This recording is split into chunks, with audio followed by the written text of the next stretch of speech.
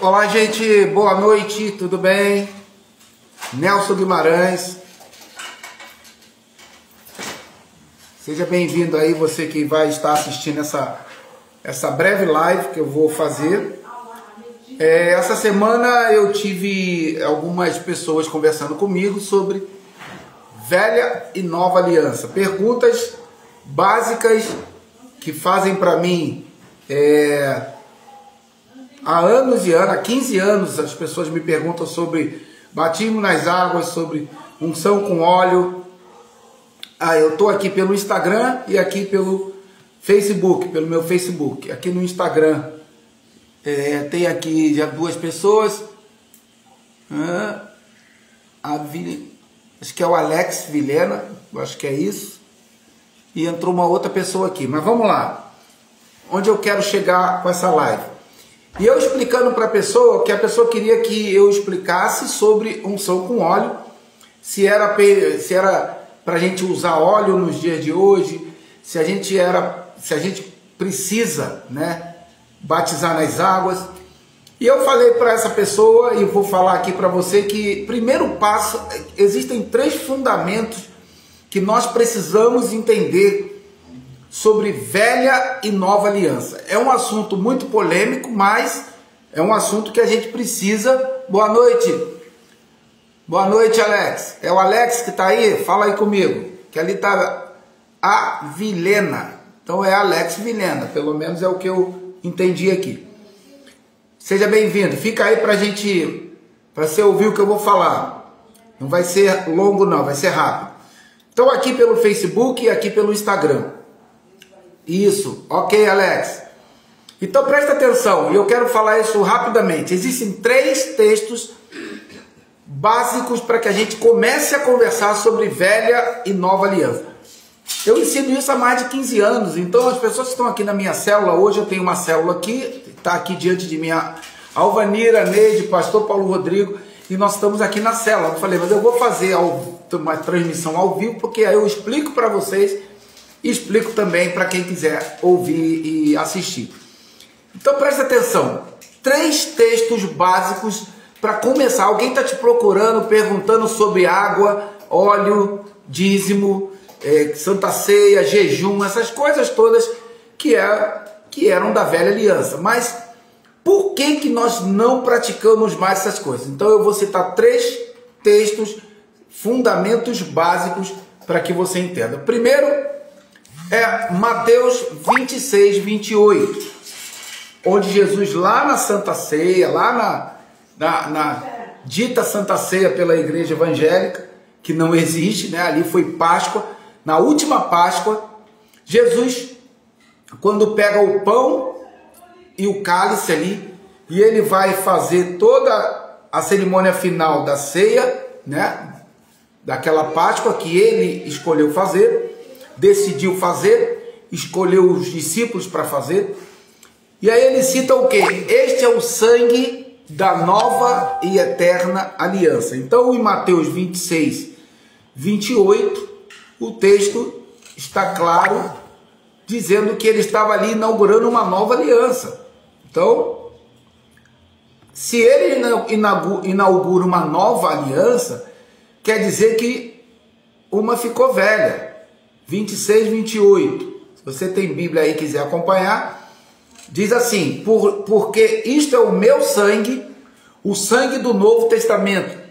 Testamento, aliança, novo pacto, nova aliança e Novo Testamento é a mesma coisa. O sangue do Novo Testamento que é derramado por muitos para a remissão dos pecados. Então, uma coisa de cara, Jesus veio trazer uma nova aliança. Jesus veio trazer uma nova aliança. Isso aí é logo de cara, você precisa entender.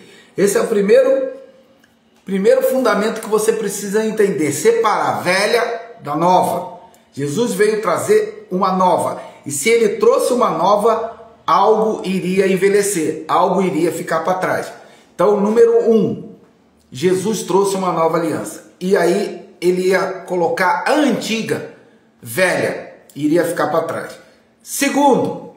Segunda coisa que a gente precisa entender, está em Hebreus capítulo 9. Agora que ele anuncia uma nova aliança, em Hebreus capítulo 9, 16 a 19, diz assim, Hebreus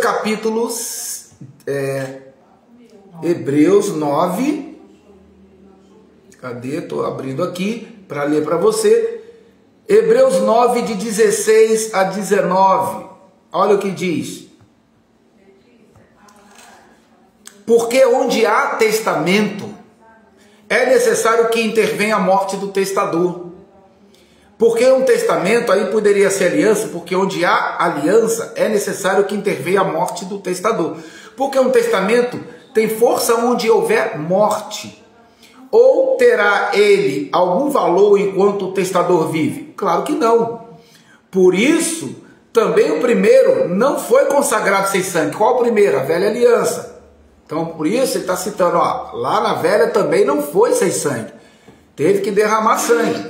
19. Porque, havendo Moisés anunciado a todo o povo todos os mandamentos segundo a lei, tomou o sangue dos bezerros e dos bodes com água, lã, púrpura e isope, e aspergiu tanto o mesmo livro como todo o povo. Então, presta atenção, agora era necessário que aquele testamento, aquela nova aliança que foi anunciada lá em Mateus 26, 28, tivesse alguém para validar, e só pode validar um testamento com a morte do testador. Enquanto o testador estiver vivo, não pode haver validação de testamento. Aí, pastor, então quem foi que morreu para validar esse testamento? Jesus de Nazaré. Aí ele morre validando agora aquele testamento ou aquela aliança que ele anunciou em Mateus 26, 28.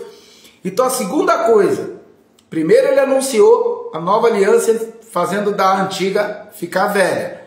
Agora ele morre para validar. Por quê? Porque se nós trouxéssemos isso para uma realidade de vida atual, um testamento que você tivesse recebido, uma herança do teu pai, enquanto teu pai estivesse vivo, você não tinha poder nenhum para pegar essa herança. A partir do momento que ele morre, aquele testamento passa a ser validado. Então a primeira coisa, anunciou, essa é a nova, o sangue da nova e eterna. E detalhe, nova e eterna, porque a primeira tinha validade. A primeira tinha validade, ela não ia ser eterna. A segunda é eterna, ok?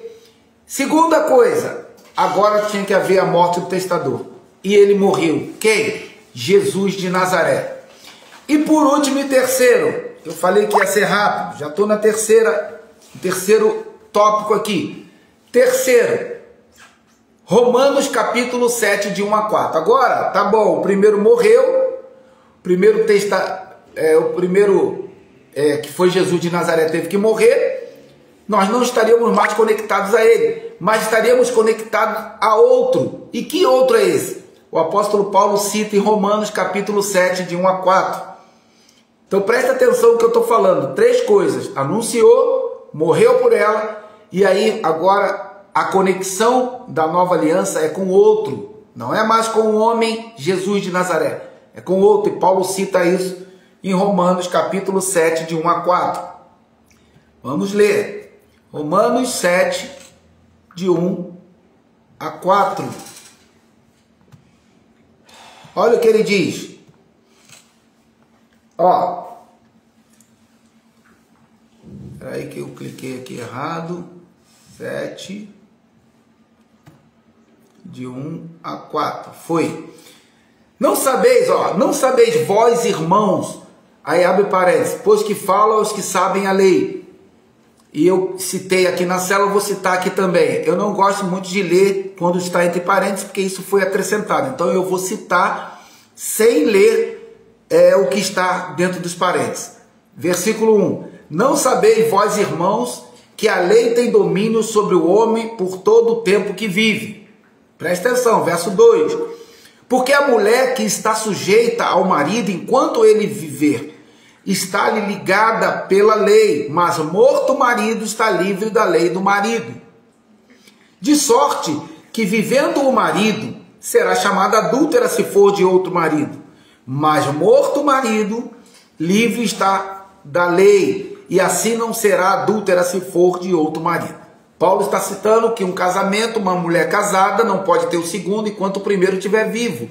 Se esse morrer, ela pode ter o outro, o segundo. Se ela quiser ter o segundo, tendo o primeiro vivo, ela é adúltera. Esse é o modelo de casamento lá de Deuteronômio. Então, da lei, né? O casamento da lei. Aí Paulo agora aplica essa ilustração do casamento para nós, da nova aliança. Assim, meus irmãos, também vós estás mortos pelo corpo de Cristo. Quem é o corpo de Cristo? Jesus de Nazaré. É o corpo. Ah, mas era Cristo? Era, que estava ali dentro era Cristo, mas tinha um corpo. Quem é esse corpo? Jesus de Nazaré, pelo corpo de Cristo. Para que sejais de outro, daquele que ressuscitou dentre os mortos, a fim que demos frutos para Deus. Olha, primeiro ele anuncia a nova aliança, pelo seu sangue. Esse é o sangue da nova e eterna aliança. Segundo, ele morre lá em Hebreus 9 para validar essa nova aliança. E terceiro, agora ele te conecta em espírito a Cristo, não mais a Jesus de Nazaré, muito menos as leis de Moisés. Então presta atenção, se você não souber explicar isso quando você vai falar sobre a velha e a nova, na próxima célula, na próxima reunião, semana que vem, eu vou estar falando sobre, que as pessoas me perguntam, tá bom, ele validou a nova e aboliu a velha, mas o que faz parte da nova? Quais são as práticas da nova? Para falar sobre as práticas da nova, eu preciso falar muito da velha. O que foi abolido? Que está escrito: água, óleo, jejum, dízimo, Santa Ceia, que nem existe, na verdade, Santa Ceia não existe porque Jesus encerrou a Páscoa lá nos Evangelhos. Dali ele não começou uma nova cerimônia. Ah, mas o apóstolo Paulo, no capítulo 11, do verso 17 ao 34, fala da Santa Ceia. Tá, a gente vai ver isso aqui, como ele não fala de Santa Ceia, mas nós aprendemos assim, todo mundo que está aqui na minha célula aprendeu assim, e é assim que a gente praticou durante anos. Quando Deus trouxe entendimento a nós aqui, a gente parou com isso, porque isso não tem sentido nenhum, nem é bíblico na verdade. Mas importante hoje, eu quero encerrar aqui, dizendo para você, é que nós precisamos entender isso aqui, esses três fundamentos. Número 1, ele anunciou, esse é o sangue da nova e eterna aliança, Mateus 26, 28. Ele morreu para validar o testamento, senão a morte do testador, sem a morte do testador não há validação de testamento. Então ele validou. Hebreus 9, de 16 a 19. E por fim, ele nos conectou ao ressuscitado, ao Cristo ressuscitado, que ficou somente 40 dias aqui na terra, segundo Atos, capítulo 1, versículo 3, falando tudo concernente ao reino. Isso é lógico, tem uma conexão direta com o reino, porque depois da cruz o que vale é o reino. E antes da cruz não tinha. Por isso que a gente precisa entender isso, porque o reino de Deus está na terra e a igreja fica conectada às práticas da velha aliança, ligadas ao primeiro marido, querendo ter o segundo. E aí é outra mensagem que eu vou fazer depois sobre o adultério da igreja. Mas então, para encerrar, número 1, anunciou. Número 2, morreu para validar. E número 3, nos conectou a Cristo no Espírito. E qual a conclusão disso? O tema dessa live que eu estou fazendo. Por que a igreja, eu coloquei exatamente esse tema, porque as igrejas evangélicas não são cristãs e sim mosaicas. Por que as igrejas evangélicas não são cristãs e sim mosaicas? Porque elas estão praticando tudo que é de Moisés. Então elas são muito mais mosaicas do que cristãs, porque se elas estivessem em Cristo, elas estariam conectadas em espírito a Cristo, e não a práticas como água, óleo, jejum, suco e pãozinho, essas coisas todas que eles praticam. Então, enquanto as igrejas evangélicas não abandonarem essas práticas da lei, e nós vamos falar depois delas aqui nas próximas reuniões, que são muitas, né? Não é uma só, são muitas, a gente vai falar sobre todas elas, elas não vão ser consideradas cristãs. Por quê? Porque quem está em Cristo é conectado em espírito, a unção é do Espírito, o batismo é do Espírito, o jejum, que não tem sentido nenhum, não é necessário, todas as coisas e essas práticas suplantam o jejum e tudo isso no espírito.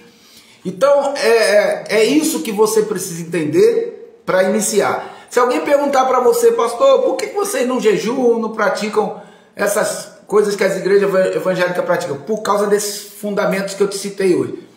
Nova aliança, morte para validar e conexão ao Cristo ressuscitado, que Paulo fala, para que sejais de outro, não do primeiro marido. Quem é o primeiro marido? Jesus de Nazaré, está ligado pela lei.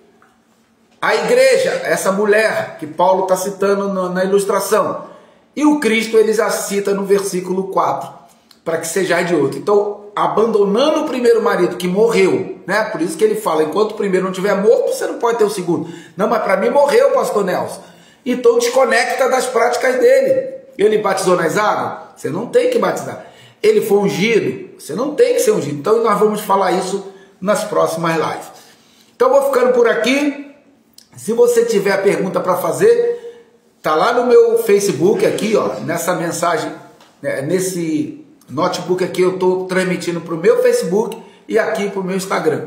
Você pergunta aí, se você quiser me procurar pelo WhatsApp, você que me tem no WhatsApp quiser perguntar também, ou se quiser vir na célula aqui quinta-feira que vem, a partir das 20 horas, estamos aqui agora, vamos compartilhar aqui, vou ouvi-los também, mas eu queria fazer essa live hoje para você passar a entender esses 3 fundamentos, tá bom? Então fica na paz.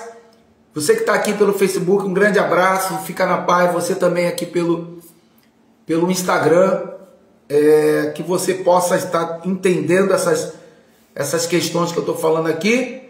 E nós já temos 16 minutos e vamos ficando por aqui, ok? Fica na paz. Fui!